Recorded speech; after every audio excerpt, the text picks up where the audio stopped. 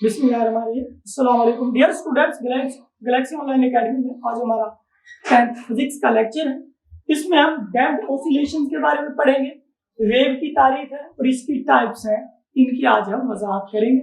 सबसे पहले damped oscillations क्या है। ऑसिलेशन जो पिछले टॉपिक हमने पढ़े हैं उनमें हमने फ्रिक्शन को निगलेक्ट कर दिया, फ्रिक्शन को नजरअंदाज कर दिया। पेंडुलम वाली मोशन में भी और मास स्प्रिंग सिस्टम वाली में फ्रिक्शन को नजरअंदाज कर दिया गया, तब हमने उनको ऑसिलेटरी मोशंस को डिस्कस किया।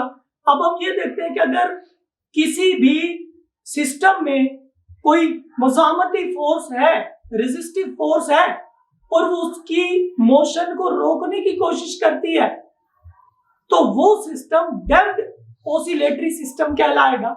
गाड़ियों के शॉक एब्जॉर्बर्स जो है ये इनकी बेहतरीन मिसाल है। कहीं भी जंप आ जाए तो वो 2-3 ऑसिलेशन के बाद रुक जाएगा, मिनिमाइज हो जाएगा। और इसको अगर मैं वेव्स की शक्ल में दिखाऊं तो फर्ज किया पहले बहुत होगा, फिर वो छोटा छोटा, ये उसके एम्पलीट्यूड को जाहिर किया जाए। अगर डैम्प्ड ऑसिलेशन है यानी जो बहुत ज्यादा एम्पलीट्यूड होता है, रेजिस्टेंस उसको कम कर देती है, तो ये हमारा डैम्प्ड ऑसिलेशन की तारीफ है। ऐसी ऑसिलेशन जो किसी मज़ाहमती फोर्स की मौजूदगी में हो और जिसका एम्पलीट्यूड बतदरीज कम हो, बतदरीज जिसका एम्पलीट्यूड डिक्रीज हो, कम हो, वो डैम्प्ड ऑसिलेशन कहलाते हैं। और इसकी मिसाल गाड़ियों के शॉक एब्जॉर्बर। इसके बाद वेव क्या है आप देखें। फर्ज किया जैसे ये एक डोरी है, मैं डोरी को यहां से हिलाता हूं, ये वहां से दूसरे सिरे के साथ बंधी हुई है, तो मैंने जो इसमें एक खलल पैदा किया, एक जर्क देकर वो जाएगा और दूसरे किनारे तक मुंतकिल होगा। आप जमीन पे एक कोई लंबी रस्सी डाल लें, उसके एक सिरे को आप हिलाए, झटका दें जोर से, आप देखेंगे कि वही खलल उसके पूरे दूसरे एंड तक चला जाता है। तो वेव मीडियम में एक ऐसा पैदाशुदा खलल है जो एक पॉइंट से दूसरी तरफ जाएगा और ये हमारी एनर्जी को मुंतकिल करता है एक जगह से दूसरी जगह तक। तो इसके अलावा और भी बहुत सी मिसालें आपकी बुक में दी गई है।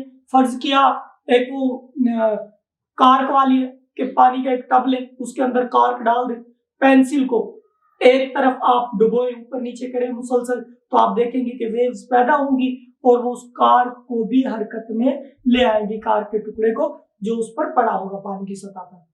तो हमारे हाथ की एनर्जी जो है वेव्स के जरिए उस कार्क के टुकड़े तक मुंतकिल हो जाती है। तो वेव्स किसी भी मीडियम में पैदाशुदा ऐसा खलल है जो एनर्जी को एक जगह से दूसरी जगह तक मुंतकिल करता है। ये हमारे पास वेव की तारीफ आ जाएगी। इसके बाद वेव्स की टाइप्स है।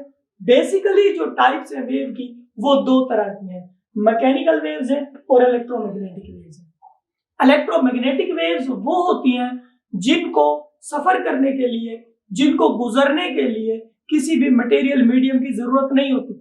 जैसे रोशनी सूरज की हम तक पहुंचती है, स्पेस में भी ये गुजर जाती है, उसके लिए किसी मटेरियल मीडियम की जरूरत नहीं है। इसके अलावा हमारे पास इलेक्ट्रोमैग्नेटिक वेव्स में एक्स रेज आ जाएंगी, हरारत वगैरह आ जाएगी, रोशनी की रेज आ जाएंगी, ये तमाम है। और इसके दूसरी टाइप जो है मैकेनिकल वेव्स, ये वो वेव्स हैं जिनके गुजरने के लिए मटेरियल मीडियम की जरूरत पड़ती है।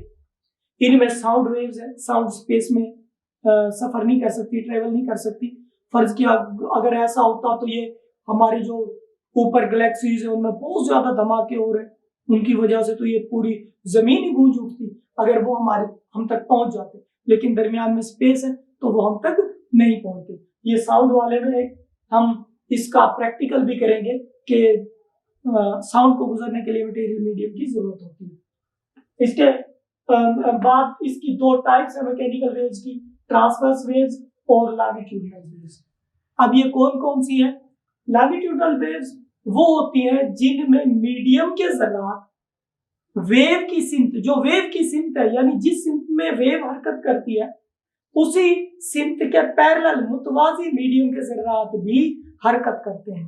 ये उसकी एक एग्जांपल दिखा दी है। एक स्प्रिंग है, स्लिंग के उसको एक सिरे से बांध दिया गया, अगर मैं इधर से इसको झटका दूं तो इसमें ये मुसलसल इसके जो रिंग्स हैं ये आगे पीछे हरकत करेंगे, स्लिंग के जो छल्ले होते हैं। तो ये वेव की भी इसी सिम्त में है मूवमेंट, और इस लिंकी की छल्लों की भी इसी सिम्त में है।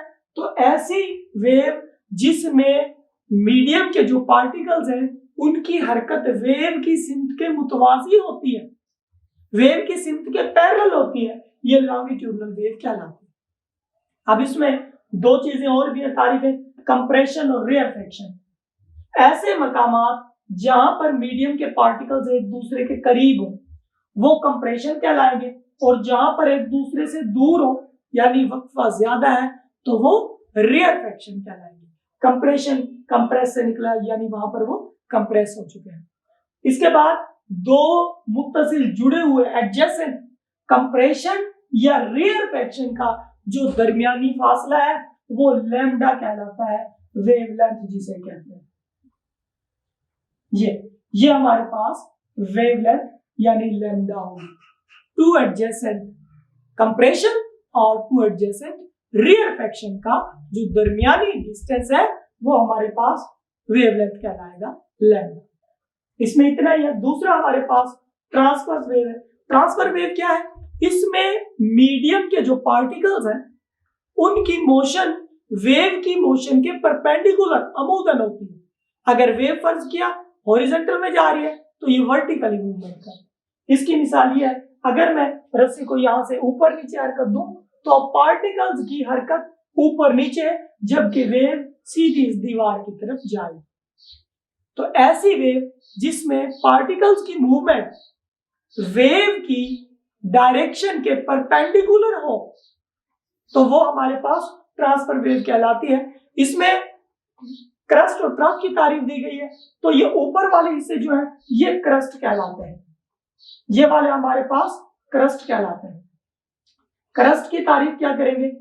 ये मीन पोजीशन है, मीडियम के तमाम वस्ती पोजीशन से या मीन पोजीशन से जो जर्रात ऊपर होंगे बुलंद होंगे वो क्रस्ट कहलाते हैं, और जो नीचे है वो ट्रफ कहलाते हैं। मीडियम के वो जर्रात जो मीन पोजीशन या वस्ती पोजीशन पर की डोरी थी, इसको मैंने जब खींचा तो ये इसकी मीन पोजीशन है। अब मैं इसको हिलाता हूं तो इस मीन पोजीशन से जितने ऊपर है जर्रात वो क्रस्ट बनाएंगे और जो नीचे वाले हैं वो ट्रफ बनाते हैं। अब इसके बाद हमारे पास है कि टू एडजेसेंट क्रस्ट या ट्रफ, इनका दरमियानी फासला यहाँ पर वेवलेंथ कहलाएगा। फर्ज के एक क्रस्ट ही है एक क्रस्ट ही है, ये दोनों जो है इनका दरमियानी डिस्टेंस ये वेवलेंथ हो गया। या ट्रफ का भी ले सकते हैं, फर्ज के ये ट्रफ है एक ही है, इन दोनों का दरमियानी डिस्टेंस क्या होगा? ये लैम्डा वेवलेंथ के इक्वल होगा। हमारी टाइप्स के हवाले से इतना ही है।